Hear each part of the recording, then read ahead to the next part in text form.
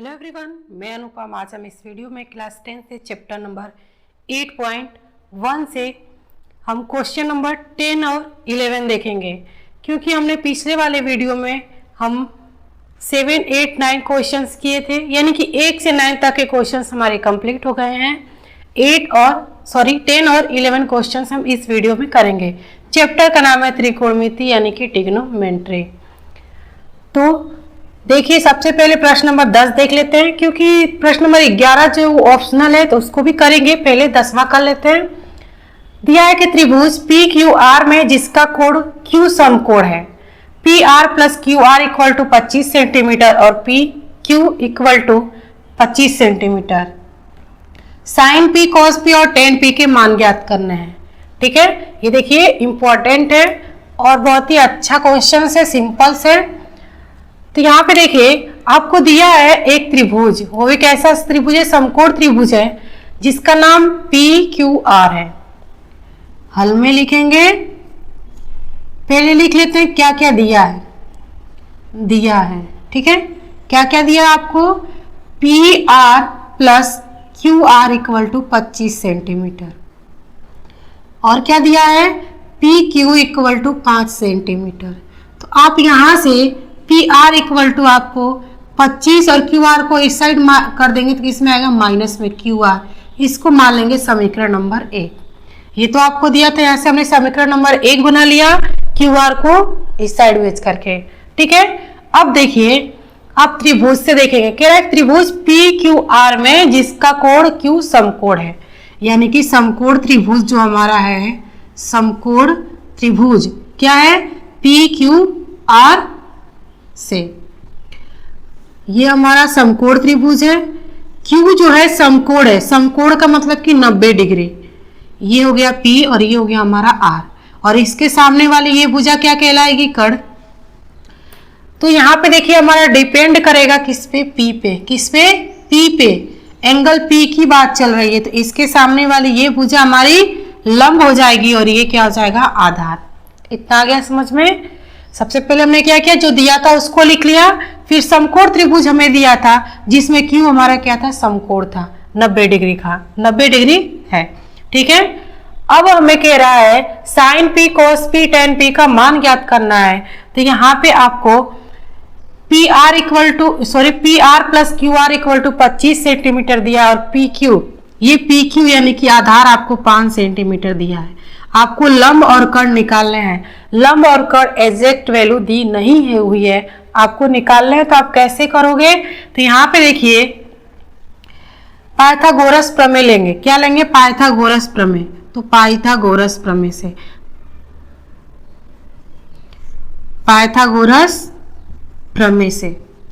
Pythagoras प्रमेय क्या होता है?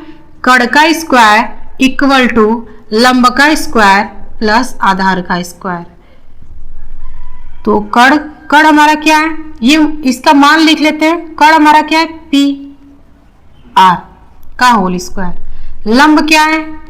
क्यू आर का होल स्क्वायर। आधार क्या है? क्यू पी का होल स्क्वायर। यहाँ पे आप देखिए आपको पी आर, समीकरण 1 से पी आर का मान रखेंगे और पी क्यू का मान रखेंगे। यहाँ पे देखिए क्यू पी लिख दिया, कोई दिक्कत नहीं है। आप P को पहले लिखो या Q को बाद में लिखो, कोई प्रॉब्लम नहीं है। ठीक है ना? तो यहाँ पे देखिए पी आर हमारा यहाँ से समीकरण नंबर 1 से यहाँ पे लिख लेंगे कि समीकरण 1 से पी आर का मान रखने पर, तो पी आर हमारा क्या है? 25 माइनस क्यू आर, बट यहाँ पे पी आर का होल स्क्वायर है तो होल स्क्वायर कर देंगे इक्वल टू यहाँ पे क्यू आर का होल स्क्वायर, और पी क्यू आपको दिया कितना? 5 सेंटीमीटर, तो प्लस 5 का होल स्क्वायर। ठीक है, इसको सोल्व करेंगे। ये क्या? होल स्क्वायर यानी a माइनस बी का होल स्क्वायर। फॉर्मूला क्या होता है? तो स्टार लगा के बॉक्स में आप लिख लेना। कौन सा फॉर्मूला? a माइनस बी का होल स्क्वायर क्या होता है? a square plus B square minus 2ab। ये फार्मूला हमारा यहाँ पे यूज होगा, तो यहाँ पे कर लेते हैं। तो A square minus B square यानी कि ए माइनस बी का होल स्क्वायर है, तो A square plus B square -2a भी होगा, तो ए स्क्वायर यानी ए हमारा क्या है 25, यानी कि 25 का स्क्वायर प्लस बी स्क्वायर हमारा क्या है, बी क्या है क्यू आर है, क्यू आर का स्क्वायर माइनस 2a हमारा क्या है 25 और b क्या है Q R, 25 into Q R. और यहाँ पे इक्वल है, इसको भी साथ में लेके चलेंगे, ठीक है ना। यहाँ पे एरो दे देती हूँ, आपको समझ में अच्छे से आएगा। यहाँ पे क्यू आर है, क्यू आर का होल स्क्वायर प्लस 5 बच्चे क्या हो जाएगा 25। अब क्या करेंगे, जो हमारा अंक है उसको एक साइड कर लेंगे और जो वैल्यू है उसको एक साइड कर लेंगे, यानी कि क्यू आर को एक साइड करेंगे और जो अंक है उसको एक साइड कर लेते हैं। तो 25 का वर्ग कितना होता है 625 होता है, और ये हमारा इसको और इस टर्म को हम एक साइड करेंगे और इस 25 को इस साइड लाएंगे, प्लस में है तो इस साइड आएगा, तो किस में आ जाएगा माइनस में। क्यू आर ये पहले से इस साइड है, लिख लेते हैं, और ये इस साइड प्लस में है तो इधर आएगा तो किस में आ जाएगा माइनस में आ जाएगा। और ये किस में है आपका, इधर किस में है माइनस में, ये इक्वल टू है, ठीक है ना, माइनस में इस साइड लाएंगे तो प्लस में हो जाएगा। और 25 दूना क्या होता है 25 दूना 50 क्यू आर, ये प्लस में वैल्यू है, ये माइनस में वैल्यू है, तो क्या कैंसिल हो जाएगी, क्या कैंसिल हो जाएगी ना।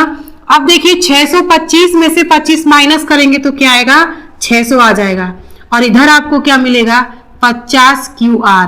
तो यहाँ से क्या आपको क्यू आर मिल जाएगा, क्या क्यू आर की वैल्यू क्या मिल जाएगी, ये 650 को इस साइड लेके आएंगे तो किस में आएगा भगे में आएगा, क्योंकि इस साइड किस में है गुणे में। 0 से 0 कट गया, 5 एकम में 5, 5 दूना के 10, यानी कि क्यू आर की वैल्यू कितनी आ गई 12, कितनी आ गई 12, क्यू आर की वैल्यू क्या आई है 12। तो यहाँ पे क्यू आर यानी कि लंब हमारा कितना है 12 सेंटीमीटर दिया है, और ये हमारा कितना है 5 सेंटीमीटर। तो अब क्या करेंगे कि जो हमारा क्यू आर है तो आप समीकरण नंबर 1 में रख दोगे तो आपको पी आर का भी मान मिल जाएगा। तो समीकरण 1 से समीकरण 1 में रखने पर, ठीक है ना, तो यहाँ पे रखेंगे पी आर इक्वल टू क्या है 25 minus Q R, Q R की वैल्यू यहाँ से रखेंगे 12, तो 25 में से 12 माइनस कर दीजिए, 5 में से 2 जाएगा 3 और 2 में से 1 जाएगा 1, यानी कि क्यू आर की वैल्यू कितनी आ गई 13 आ गई, कितनी आ गई 13, क्यू आर की वैल्यू कितनी आ गई 13 सेंटीमीटर। ठीक है, इतना करना था। आप फिर से एक बार देखिए, जो दिया था हमने उसको लिख लिया, फिर जो हमारा पहला वाला जो दिया था इक्वेशंस, यहाँ से हमने पी आर इक्वल टू ले लिया 25 और क्यू आर को हमने इस साइड भेज दिया, इसको हमने ले लिया समीकरण नंबर 1 और ये भी हमारी वैल्यू दी हुई थी। अब हमने समकोण त्रिभुज लिया जिसमें क्वेश्चंस में दिया है कि क्यू जो हमारा एंगल है वो क्या है समकोण है, तो क्यू हमारा क्या है समकोण यानी कि 90 डिग्री का है, और पी और ये हमारा एक समकोण त्रिभुज पी क्यू आर है जिसमें क्यू क्या है समकोण है। क्यू के सामने वाली भुजा कर्ण कहलाती है, और हमने पी क्यों लिया क्योंकि यहाँ पे देखिए आपको sine P cos P tan P निकाला, यानी कि यहाँ पे पी एंगल की बात हो रही है। तो पी के सामने वाली भुजा ये लंब और ये क्या हो जाएगा आधार। तो हमने क्या किया कि फिर पाइथागोरस प्रमेय लिया। क्या पाइथागोरस प्रमेय, जो ये हमारा कर्ण लंब और ये आधार, जो हमारी वैल्यू आधार यानी पी क्यू दी हुई थी, हमने पी क्यू का मान रख लिया, और यहाँ से जो हमने समीकरण 1 से हमने ये समीकरण 1 बनाया था, यानी कि यहाँ से हमने पी आर का मान रखा, और यहाँ पे हमने फार्मूला लगाया a माइनस बी का होल स्क्वायर यहाँ पे सिर्फ, ठीक है। और ये हमारा जो इस साइड का है वो सेम था, और हमने क्या किया इस क्यू आर होल स्क्वायर को हमने इस साइड भेज दिया था, और ये 25 को हमने इस साइड लेके आया। 625 का होल स्क्वायर यानी 25 का वर्ग कितना होता है 625, 625 में से 25 हमने माइनस किया तो 600 आया, और इधर हमारा कट पीट के कितना मिला 50 क्यू आर। तो यहाँ से हमें क्यू आर की वैल्यू कितना मिल गया था 12 मिल गया, और फिर हमने क्या किया क्यू आर की वैल्यू समीकरण नंबर 1 में रखा तो हमें पी आर की वैल्यू मिल गया। हमने इतना प्रोसेस क्यों किया, क्योंकि हमें कर्ण लंब और आधार चाहिए था। वैसे तो हमें आधार पता था, हमें कर्ण और लंब की वैल्यू एग्जैक्ट वैल्यू चाहिए थी, ताकि हम sine P cos P tan P का मान निकाल लें। आ गया समझ में? तो अब हमें sine P cos P tan P का मान निकालना है, तो आप डायरेक्ट निकाल सकते हो। ठीक है, हमारा क्या तीनों वैल्यू मिल गई, हमें क्या निकालना है साइन पी कॉस पी और टेन पी। तो साइन कॉस टेन का मान तो आपको लाल बटा कक्का से याद हो गए होंगे, लाल बटा कक्का कक्का। सबसे पहले क्या आता है, साइन आता है, फिर कोस आता है और फिर टेन, फिर इधर से कॉट, सेक और यहाँ पे आता है लास्ट में कोसेक। तो साइन का क्या, एल अपॉन के, एल अपॉन के यानी कि लंब बटा कड़। लंब कितना है 12 और कड़ कितना है 13। तो साइन पी का मान कितना आ गया 12 बटा 13। ऐसे कॉस पी का निकालेंगे, कॉस पी आधार बटा क्या होता है कड़, यानी कि ए बटा के आधार बटा कड़। आधार हमारा कितना है 5 और कड़ कितना है 13। टेन का क्या होता है, टेन एल अपॉन ए, एल अपॉन ए, एल हमारा क्या है लंब और ए क्या है आधार। लंब हमारा कितना है 12 और आधार कितना है 5। ये होगा हमारा आंसर। ये 3 वैल्यू आपको क्वेश्चन नंबर 10 में पूछा था। ठीक है, तो ऐसे निकालेंगे। और एक चीज आप ध्यान रखिएगा कि जो कड़ होता है, ठीक है, जो कड़ होता है समकोण त्रिभुज में, इन दोनों भुजाओं से बड़ी भुजा होती है। यानी कि समकोण त्रिभुज में सबसे लंबी भुजा या सबसे बड़ी भुजा कौन सी होती है, कड़ होती है। ठीक है ना, जैसे यहाँ पे देखिए 12 है, 5 है, ये 13 है, सबसे इन दोनों से बड़ी है कि नहीं, बड़ी है ना। अब देखते प्रश्न नंबर 11। तो अभी तक आप लोगों ने हमारे चैनल को सब्सक्राइब नहीं किया तो प्लीज सब्सक्राइब कर लें और वीडियो को लाइक करें। तो देखिए प्रश्न नंबर 11 है कि बताइए कि निम्नलिखित कथन सत्य है या असत्य, कारण सहित अपने उत्तर की पुष्टि कीजिए। ठीक है, आपको सत्य असत्य बताना है और कारण भी बताना है। ठीक है ना। तो पहला है कि tan a का मान सदैव 1 से कम होता है। जरूरी नहीं है कि tan a का मान सदैव 1 से कम होता है, क्योंकि हमेशा चेंज होता है। देखिए कैसे, ये हमारा क्या है, एक हमने त्रिभुज ले लिया, ये हमारा क्या होता है कण होता है, ये लंब होता है और ये क्या है आधार होता है। ये 90 डिग्री का एक सिंपली ले समकोण त्रिभुज। तो ठीक है, बेसिक तरह से तो हम कैसे ही करते हैं, हमारा लंब ये आधार ये कण है। अगर हमने इसको 4 ले लिया, आधार 3 ले लिया और ये हमारा क्या है 5 है, क्या है 5, तो tan थीटा बराबर क्या होता है लंब बटा आधार होता है। क्या होता है लंब बटा आधार। तो लंब कितना है 4 और आधार कितना है 3, कितना है 3। भाग दोगे तो 1 पॉइंट कुछ आएगा, यानी 1 से बड़ा हो रहा है। ठीक है, अगर ऐसे ही अगर आप ले लो, ये हमारा 3 है, यानी कि लंब 3 है, लंब 3 है, आधार 4 है और कण हमारा क्या है 5 है। तो यहाँ पे इस कंडीशन में आपका अगर आप देखो तो लंब हमारा कितना है 3, आधार कितना है 4, तो ये हमारा 1, यानी कि हमारा जो कह रहा है कि 1 से कम, सदैव 1 से कम, तो यहाँ पे 1 से कम है। हम ये नहीं कर रहे हैं कि सिर्फ tan का मान सदैव 1 से कम होगा, 1 से कम भी होता है, 1 से ज्यादा भी होता है।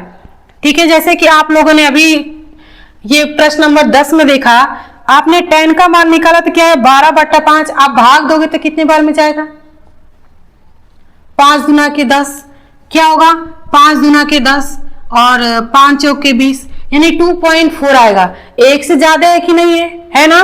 तो हम कह सकते हैं कि ये हमारा क्या है असत्य है। क्या है असत्य है, क्या है असत्य है, क्योंकि tan a का मान सदैव 1 से कम नहीं होता है, हमेशा बदलता रहता है। ठीक है ना, कभी लंब 4 हो जाएगा तो आधार हमारा 3 है, यहाँ पे लंब 3 है तो यहाँ पे 4 है। यहाँ पे देखिए लंब 12 है, आधार 5 है। आधार और लंब हमारे क्या होता है चेंज होता रहता है, इसलिए हमारा ये फिक्स नहीं है कि tan a का मान सदैव 1 से कम होगा। अधिक भी हो सकता है, कम भी हो सकता है। ठीक है, कोई दिक्कत। अब देखिए, हाँ एक चीज याद रखिएगा कि कण की वैल्यू आधार और लंब की वैल्यू से ज्यादा होती है। ठीक है ना, जैसे ये 4, ये 3, तो ये कितना था 5, इसमें भी सेम हमने दिखाया था। ये हमारा रहा, अगर आप कारण में लिखो तो ये आप लिख सकते हो। ठीक है, ये वाला उदाहरण दे देना, ये 13 है, ये 12 है और ये कितना है 5 है। तो यहाँ पे देखिए लंब हमारा कितना है 12, आधार कितना है 5, भाग दोगे तो कितने बार में जाएगा 5 गुना के 10, 5 चौक के 20, यानी कि 1 से बड़ा हो रहा है। तो आप ये दोनों एग्जाम्पल आप प्रश्न नंबर 11 के पहले वाले में दे सकते हो कारण में। ठीक है, अब देखिए दूसरा कह रहा है कि कोण A के किसी मान के लिए sec A इक्वल टू 12 बटा 5 है। क्या है sec इक्वल टू 12 बटा 5 है। sec A इक्वल टू कितना 12 बटा 5 है। लाल बटा कक्का से सेक का मान क्या होता है? कड़ बटा आधार होता है। क्या होता है? कड़ बटा आधार होता है। ये देखिए बहुत ही कॉमन चीज है। यहाँ पे आपको ऐसे ही आप देख सकते हो कि आधार हमारा छोटा है, कड़ बड़ा है, कड़ बड़ा है, तो ये हमारा क्या राइट होगा। क्यों? क्योंकि हमारा आधार जो होता है, सॉरी, कड़ जो होता है आधार और लंब से बड़ा होता है। यहाँ पे भी हमारा कड़ क्या है? आधार से बड़ा है, इसलिए ये हमारा क्या होगा? सत्य होगा। क्या होगा? सत्य होगा। ठीक है ना। कोड ए के किसी भी मान के लिए सेक ए इक्वल टू 12/5 हो सकता है। ये हमारा सत्य है, क्योंकि कड़ की वैल्यू हमारी क्या है? बड़ी है आधार की वैल्यू से। ये आप दे देना सेकेंड वाले में। ये हमारा फर्स्ट का कारण है। और थर्ड है कि कॉस ए कोड ए के कोजेंट के लिए प्रयुक्त एक संक्षिप्त रूप है।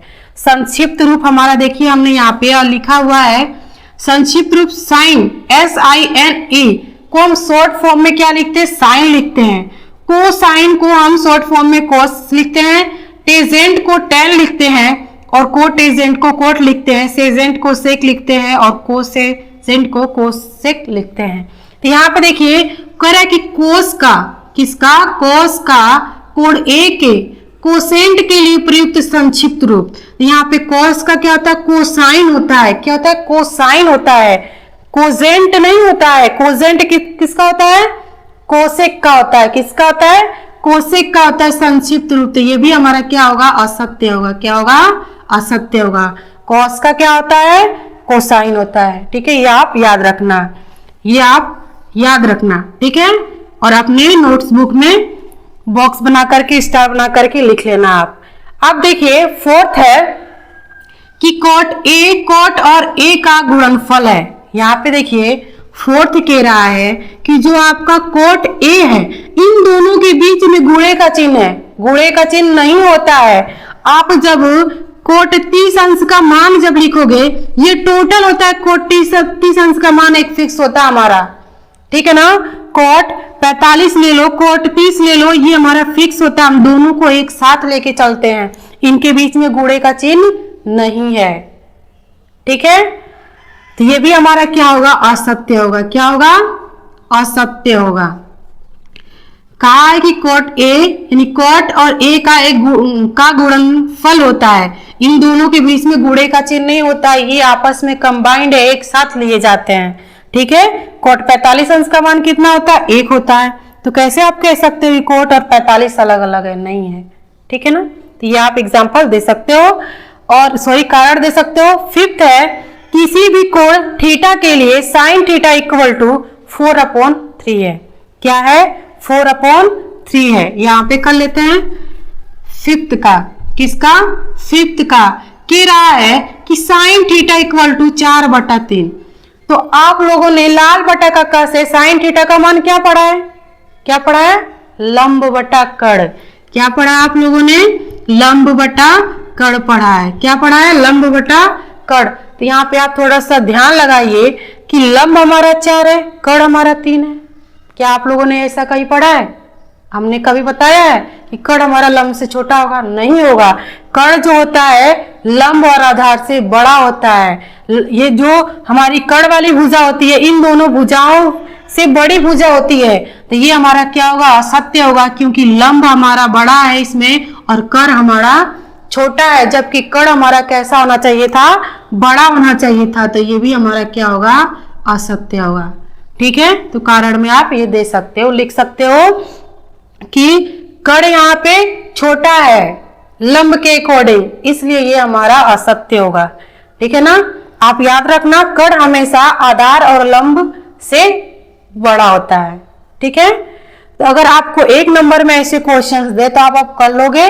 बोर्ड एग्जाम में 1 नंबर में आपको जो ऑप्शनल होते हैं ना, वो क्वेश्चंस आते हैं। तो आप डायरेक्ट ध्यान लगाना कि यह साइन थीटा इक्वल टू तो हमारा लंब बटा कड़ होता है। कड़ हमारा जो होता है लंब और आधार से बड़ा होना चाहिए। अगर छोटा है तो असत्य हो जाएगा, अगर कड़ हमारा बड़ा होगा तो हमारा सत्य हो जाएगा। ठीक है, कोई दिक्कत? अगर कोई भी प्रॉब्लम आपको क्वेश्चन सोल्व करने में या समझ में नहीं आ रहा हो तो आप कमेंट बॉक्स में जरूर कमेंट करें, ताकि हम अगले वीडियो में आपको अच्छे से समझा सकें।